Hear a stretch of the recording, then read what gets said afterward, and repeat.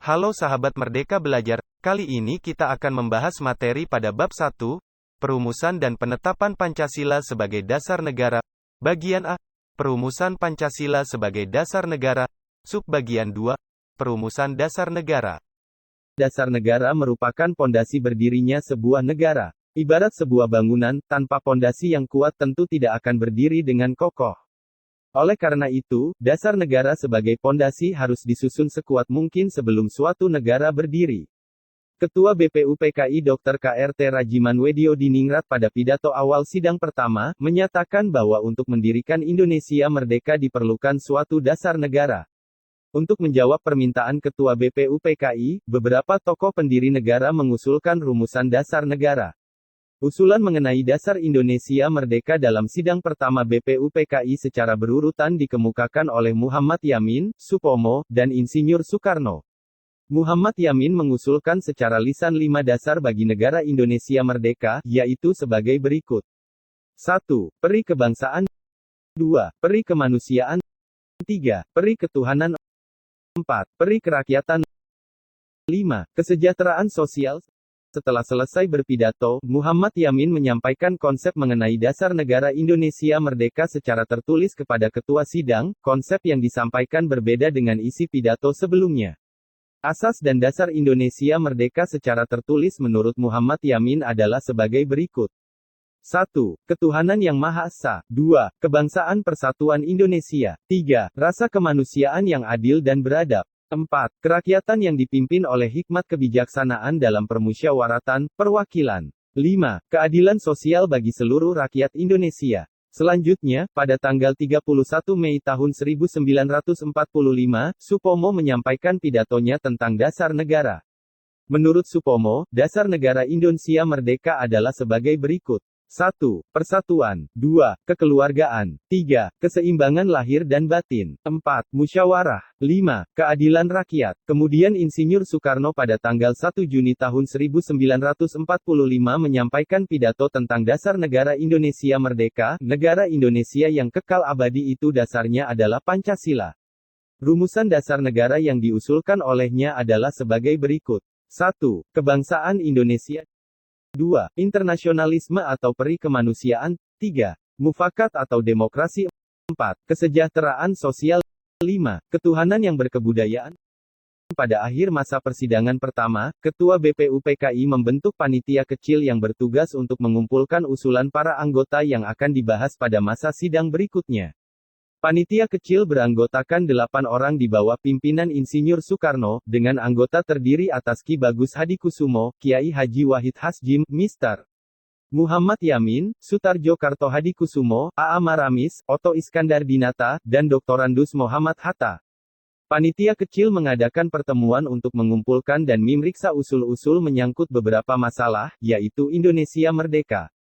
Usul-usul yang telah dikumpulkan dimasukkan dalam beberapa golongan, yaitu, 1. Golongan usul yang minta Indonesia merdeka selekas-lekasnya. 2. Golongan usul yang mengenai dasar. 3. Golongan usul yang mengenai unifaksi dan federasi. 4. Golongan usulan yang menekai bentuk negara dan kepala negara. 5. Golongan usul yang mengenai warga negara. 6. Golongan usul yang mengenai daerah. 7. Golongan usul yang mengenai soal agama dan negara. 8. Golongan usul yang mengenai pembelaan. Dan 9.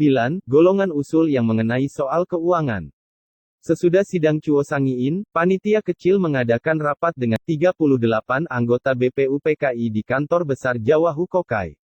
Pertemuan tersebut membentuk lagi satu panitia kecil yang terdiri atas anggota sebagai berikut: Insinyur Soekarno sebagai ketua, Muhammad Hatta, Muhammad Yamin, A.A. Maramis, Mr. Ahmad Subarjo dari golongan kebangsaan, Kiai Haji Wahid Hasjim, Kiai Haji Kahar Muzakir, Haji Agus Salim, dan R. Abikusno Cokrosuyoso dari golongan Islam.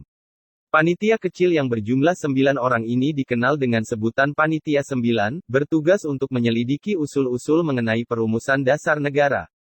Panitia 9 mengadakan rapat di rumah kediaman Insinyur Soekarno di Jalan Pegangsaan Timur nomor 56 Jakarta.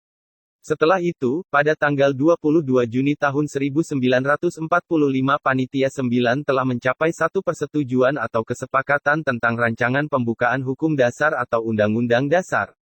Rapat berlangsung secara alot karena terjadi perbedaan paham antar peserta tentang rumusan dasar negara terutama soal agama dan negara. Persetujuan Panitia 9 ini termaktub di dalam satu rancangan pembukaan hukum dasar atau Undang-Undang Dasar. Oleh Insinyur Soekarno, rancangan pembukaan hukum dasar ini diberikan nama Mukadimah, oleh Muhammad Yamin dinamakan Piagam Jakarta, dan oleh Sukiman Wiryo Sanjoyo disebut Gentleman's Agreement. Setelah rapat yang cukup alot, disepakati rumusan konsep dasar negara yang tercantum dalam rancangan Mukadimah Hukum Dasar. Naskah ini memiliki banyak persamaan dengan pembukaan UUD 1945. Adapun bunyi lengkap naskah Mukadimah Hukum Dasar adalah sebagai berikut. Bahwa sesungguhnya kemerdekaan itu ialah hak segala bangsa, dan oleh sebab itu maka penjajahan di atas dunia harus dihapuskan, karena tidak sesuai dengan peri kemanusiaan dan peri keadilan. Dan perjuangan pergerakan kemerdekaan Indonesia telah sampailah kepada saat yang berbahagia, dengan selamat sentosa mengantarkan rakyat Indonesia ke depan pintu gerbang negara Indonesia, yang merdeka, bersatu, berdaulat, adil dan makmur. Atas berkat rahmat Allah yang Maha Kuasa, dan dengan didorongkan oleh keinginan yang luhur, supaya berkehidupan kebangsaan yang bebas, maka rakyat Indonesia menyatakan dengan ini kemerdekaannya.